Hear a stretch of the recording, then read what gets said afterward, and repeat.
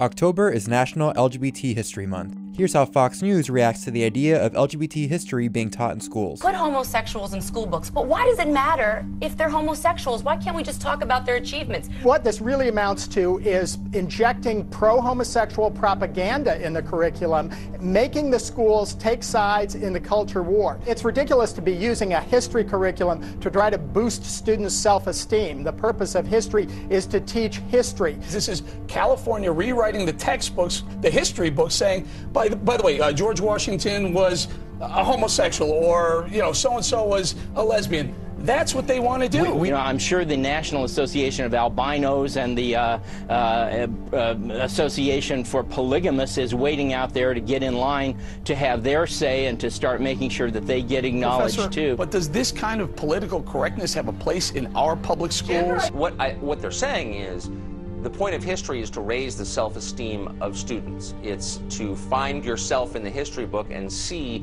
the group to which you belong portrayed in a positive light. And again, of course, that's not the point of history. The point of history is to teach you what happened. Facts. It's the story. That's exactly right. But this is different, right? This is a sexual orientation. Shouldn't that be left to parents? Ultimately, it just looks like somebody's trying to put a pro-gay agenda into Well, it's interest group politics. And it's not just LGBT history.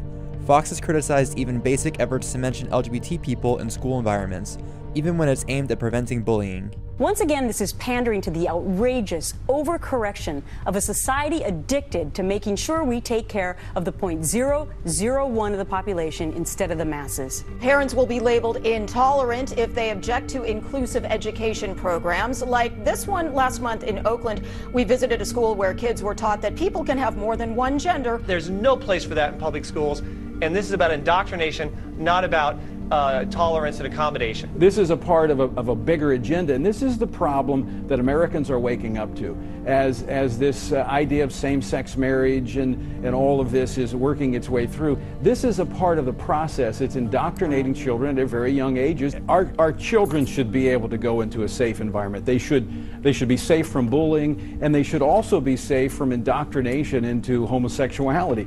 In what world do people think it's okay for teachers to discuss transgenderism with a bunch of 5-year-olds? What is the point of this? Bullying is such an excuse because kids do not bully each other based on gender. It's starting in kindergarten. 5-year-olds are now, exposed to what is transgender. Hey, mommy, what is transgender? Am I transgender?